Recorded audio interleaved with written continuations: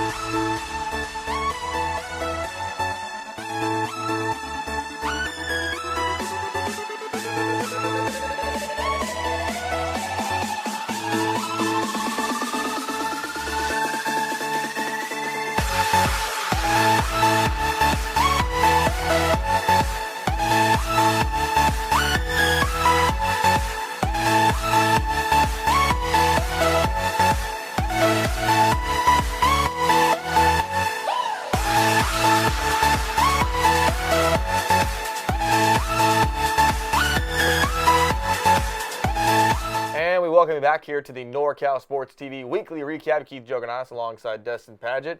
Had some earlier games in the show, and D-Patch, we're getting ready to roll along here with some more games. Yes, the next one coming up, Modesto versus Sierra College, our alum, junior college. Took the words right out of my mouth. Modesto Junior College and Sierra College locked horns last week. If you're a Modesto Junior College student or a player on the football team, then you know who Mr. Velasquez is as a quarterback. The kid is so talented. He's so amazing. But could he win the games that matter? Could he win the games that you have to win if you are going to contend for a state championship? And if you're Sierra, only scoring 3 points in week 1, you better be able to put some more points on the board if you're going to contend with Modesto in this one. We're going to find out. Modesto Junior College and Sierra, as both teams taking the field here. Shaking hands as Sierra 0-1, looking to get to 500. Modesto looking to stay undefeated to go to 2-0. First quarter, 2nd and 5. Mr. Velasquez, pump fake right down the middle. Bing! It's a touchdown, 55-yard throw to Lucas Curtis from Velasquez. Extra point good, 7-0 Modesto Junior College. Look at this one, D-Patch. Yeah, what a throw and catch there. But again, the secondary was way behind. You know, you got to be a little bit closer on the man there. So Velasquez shows you what he can do with the arm. Now he'll show you what he can do with the legs. Patch, he takes off and running. He's down to the 5-yard line. Man, is he fast. Yeah, he's one of the fastest guys on the field there, Keith. So Velasquez in the shotgun now. Hands it off to Michael Curtis. Right up the middle. 5-yard touchdown run. It is good for Modesto. And just like that, they're up 14-0. Sierra looking to answer back on 2nd and 10 as they throw that one right in the end zone. What a dot there from Eklund as he hits Smart for a 12-yarder, D-Patch. Yeah, that was a great throw there from Eklund to Smart. Not the last time we'll hear from Eklund. But the PAT is no good, so it's still 14-6 Modesto Junior College. And right up the middle, Sierra going right back to work. But it's a fumble, D-Patch. But it's picked up by Smart, who has the presence of mind to keep going. He's down the 2-yard line. And after that, Eklund again, rolling left, looking for somebody. He gonna find somebody. It's Jadon Johnson, 7-yard TD pass from Eklund. Extra point, no good again though, D-Patch. So they're only up 14-13. This could be tied at this point. Little trickery here by Modesto Junior College. It's Brandon Gray getting the feed in. What a catch. What bounce. Yeah, that was a little trickery play there. That was the backup quarterback, Neves, catching the ball and throwing that touchdown. So now it's no longer Eklund at quarterback. It's Traquan Jones, and he's going to find Pitcher down the left side. What a throw that was. What an amazing throw by Jones. And then Jones right back to Pilcher. Sierra College hanging in there, Padge. Yeah, they're keeping it close, 21-20, but that wouldn't be lasting long, Keith. It would not last long indeed, because here comes Mr. Velasquez, and folks, what a throw this is going to be. It's a dart to Gray in the corner. Touchdown, Modesto Junior College. 27-20 after that one. And then what can only be described as maybe the play of the season so far here at NorCal Sports TV. Velasquez in trouble. Gets out of it. Somehow still going. Velasquez still going. Cuts back. Cuts inside. He's going to find his man down the right side. What a move by Velasquez to finish off the play for the touchdown, D-Patch. Oh, man, Gray able to juke guys. Velasquez jukes 3 or 4 guys. I mean, as you said, that was one of the best plays of the season we've seen so far, not just from Velasquez, but here from Gray in the open field right about here. He says, see you later, and breaks that cornerback's ankles. So Gray is able to complete the crescendo pass from Velasquez. A bad snap for Sierra. As Eklund unable to get to it in time, it's a safety. It's 36 Modesto Junior College, just like that. Fourth quarter at the 14-14 mark. 1st and 10. Handoff inside to Ramos, and Ramos is running through for a 32-yard touchdown run. 43-20. Modesto Junior College at that point. And then 6-17, 4th and 9. Why not? Your offense is rolling as it is. It's Kareem Mitchell. 28-yard reception. Touchdown from Velasquez. 50-20 the final score as Modesto rolls on against Sierra and D-Padge. The good news if you're Sierra, you scored more than 3 points this week. The bad news, Modesto Junior College, they scored 50. Yes, the game was a tale of 2 halves. The first half, very close ball game. Lots of points being scored. Second half, the Sierra College came out of the locker room, did not score a single point, Keith. And same thing as we saw with Sheldon and Turlock earlier. If you score 0 points in the second half, it's going to be tough to win. And 50-20 doesn't tell this whole story of this game. Sierra played a close game for a while, but in the second half, Modesto and Velasquez and Ramos and Gray, they took this game over. Yeah, this doesn't tell the whole story of the game because the whole story is Mr. Velasquez at quarterback. I mean, you just saw it there in the highlights. Amazing play after amazing play after amazing play. But give his receivers credit. They're finding separation. They're allowing Vasquez to hit the open man. But at the same time, you got to be able to throw the football with accuracy. He did that all game. Yeah, Velasquez looked sharp. He ran well. He threw well. But it helps when you have a wide receiver like Brandon Gray back there. 3 touchdown receptions, over 150 yards receiving in this game, Keith. And as we saw on that play, has some quite good moves in the open field. Well, they're going to have some more of those open moves in the field, indeed, because Modesto Junior College has a big-time battle with City College of SF coming up, and we'll preview that game in just a few short minutes. So, back over to the high school scene we go as Sonora and Hilmar. What an interesting game this is. Sonora, 14-2 combined record for their opponents going into this season, 0-3 to start the year. Sonora eventually got to get the ball rolling. Meanwhile, Hilmar, they've had the ball rolling the whole time. They're 3-0. They're undefeated. So you got 3-0. You got 0-3. Something has to give. We roll the highlights. Sonora and Hilmar. Look at those green jerseys for the mighty, mighty team. Sonora in there taking on Hilmar. And you know what, D-Padge, you got to feel bad for Sonora because they've been fighting the good fight, but they've been struggling all year.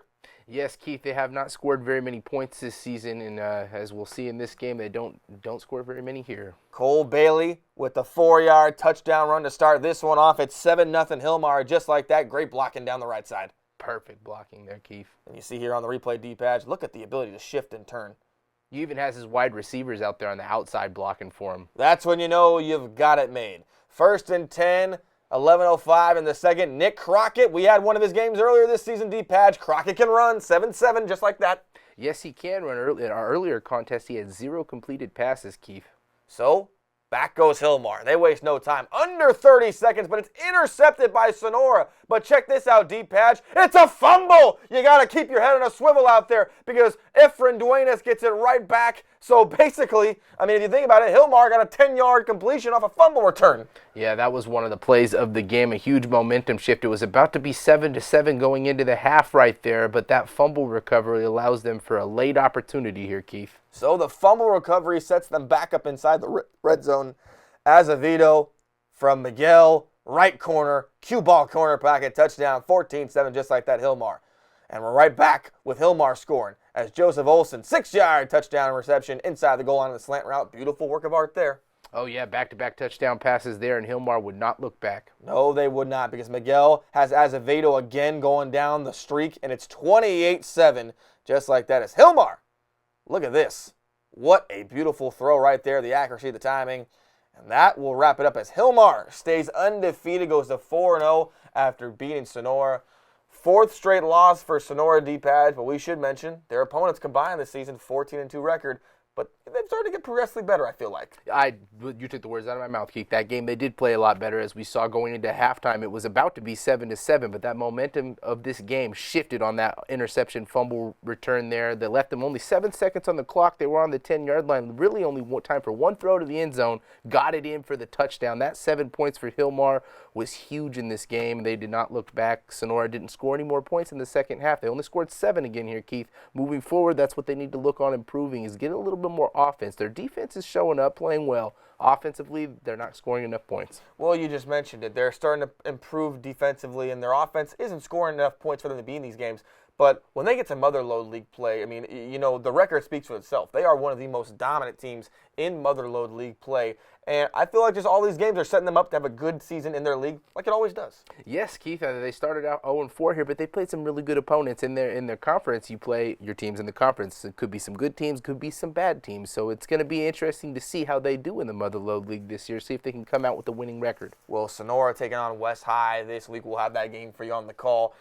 Another team we were looking forward to see how they would respond after a loss last week was Summerville. 1-2 on the season. They've kind of had a rocky start to this year because they've been primarily on the road. But if you can come out of this road stand at 2-2 on the year, that's a pretty good start to the year. Meanwhile, you've got Hughson, 2-1 on the season. They're rolling, and they're looking to stay over 500. So Summerville looking to get to 500. Hughson looking to get to over 500, or stay over 500. So here we go. Summerville and Hughson, 1-2 against 2-1. Padgett. We have to wait and see if Hughson was going to be able to respond to the running game that Summerville was providing. But off the bat, Summerville not getting off to a great start. It's a punt, but it's a fumble recovery. Just all out of sorts this play.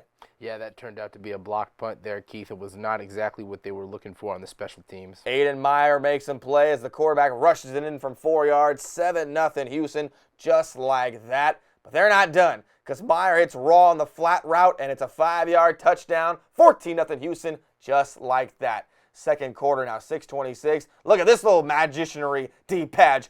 Up top, the old hook and ladder, it feels like. Not the hook and ladder, but it's a touchdown. Look at this one as Dowdy getting free. Dowdy breaking through. Not a soul in sight. 21-0 Hughson. Look at this one. Very similar play to what we saw from Modesto Junior College there, Keith. That's a very nice trick play. They're exchanging playbooks, and it's going from bad to worse for Summerville because it's another fumble recovery, this time on defense by Hughson.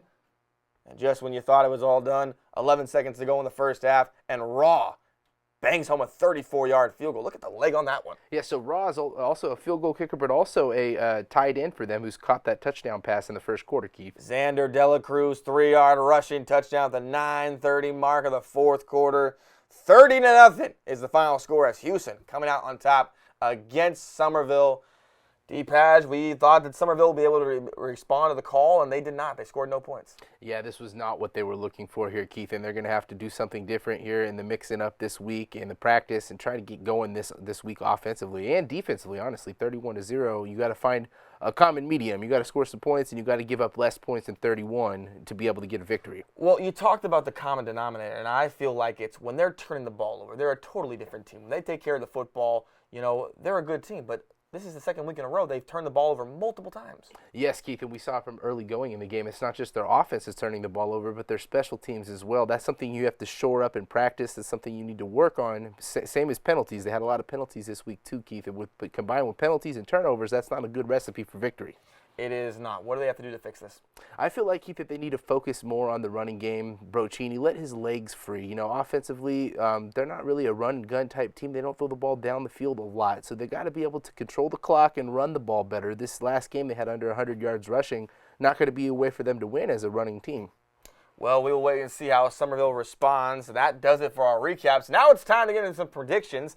Mr. Padgett, are you ready to do this? Yes, let's get to it. All right, you've never said a lie and you've never told one. Here we go. First game on the preview docket, Sonora and West High, 0-4 against 1-3. These two teams have combined 1-7 to start the season. Who do you got in this one? Keith, West is at home, and they're coming off a shutout. They won the game 27-0. They played a great game. So I feel like that they're in the advantage right here. Sonora slowly but surely getting better on the season. But for Sonora and Crockett, they need to work on getting him some completed passes. On the season, he's very low on his passer rating. He's very good on the ground. He's a good running quarterback, but you have to be able to throw the ball well, too, in a game of football. It's offense is running and throwing. You can't just run every single play, otherwise defense is going to be right there. Well, we will wait and see what happens in that one. As you mentioned it, Mr. Crockett running the football, he's been amazing. They're going to have to move some chains if they're going to beat West High, who's coming off a 27-0 shutout against Ceres last week. Delta Charter and Somerville, both teams 1-3. Delta Charter losing to Golden Sierra 54-6 last week. Somerville losing to Hughson, as we just mentioned in the recap. These two teams combined 6 points scored total last week. Who's got the advantage in this one?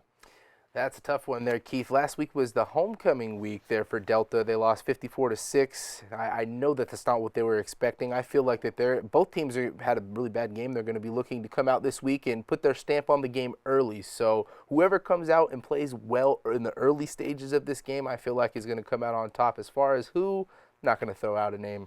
Well, that might be the smartest thing, and we will wait and see how that happens. Now we get to the meat of our pregame previews for this week. We take a little slight turn.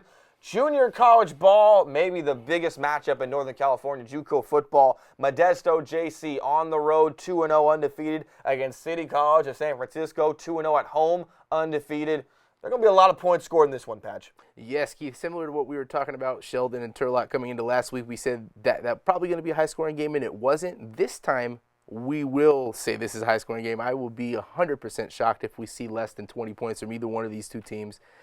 SF City, one of the powerhouses in the community college football, not just here in California, but nationwide, Keith. Over the past 25 years, they've got 17 state championships. So Modesto, titles. Yes, Modesto's got their work cut out for them, but however, they're no slouch. We saw earlier they scored 50 points this week for Sierra. Velasquez lighting it up. This is going to be a tough one. I mean, it could go either way, honestly. It's going to be a great game. As you said, probably the best game on the agenda this week. Well, we'll wait and see what happens in that powerhouse when we go right back to the high school football landscape. Game of the week. Be right here for you on NorCal Sports TV. Central, undefeated on the road, 4-0 against the Turlock Bulldogs at 3-1. Paul Debley Stadium will be rocking, no doubt, D-Padge. Turlock did not score football the way they wanted to last week. They're going to have to score this week if they want to beat Central. Yes, Passley and Turlock is going to have to shore up the turnovers, and they're going to have to make sure that they give the ball to Frias and let him do his thing. Frias was kind of unavailable last week. There were a couple quarters he wasn't even playing. I don't know if he was injured, but he didn't really get as much as he usually does. Expect him to give the rock to Frias all game long here, and if they can score some points here in this game, more than 14, they've got a good chance to come out on top. On the other side of the map here, Keith, Central, by far, so far, the most impressive team that we have seen or spoken about so far in this early season. They've got 4 wins, 4-0, scored over 40 points in every game but one. They only scored 38 in one. Oh, my, just didn't hit the 40 points by 2. But that game was against Grant. And as we all know, Grant is one of the best high school football teams in the Sacramento region. So not only are they 4-0, averaging over 40 points a game, Keith, but they're beating good opponents. It's going to be a great game. Turlock has their work cut out for them. I feel like Central's going to come out and be banging hard on this one. Could be a close one. Could be close. A great football matchup with two great teams in Central and Turlock. And it's going to be another great week of high school football. And we can't wait to bring it to you here on NorCal Sports TV. We'll have games all throughout the weekend, Friday and Saturday. We hope you join us wherever you may be. Maybe you'll be at one of the games. Maybe you'll be streaming us on YouTube. You can watch for free.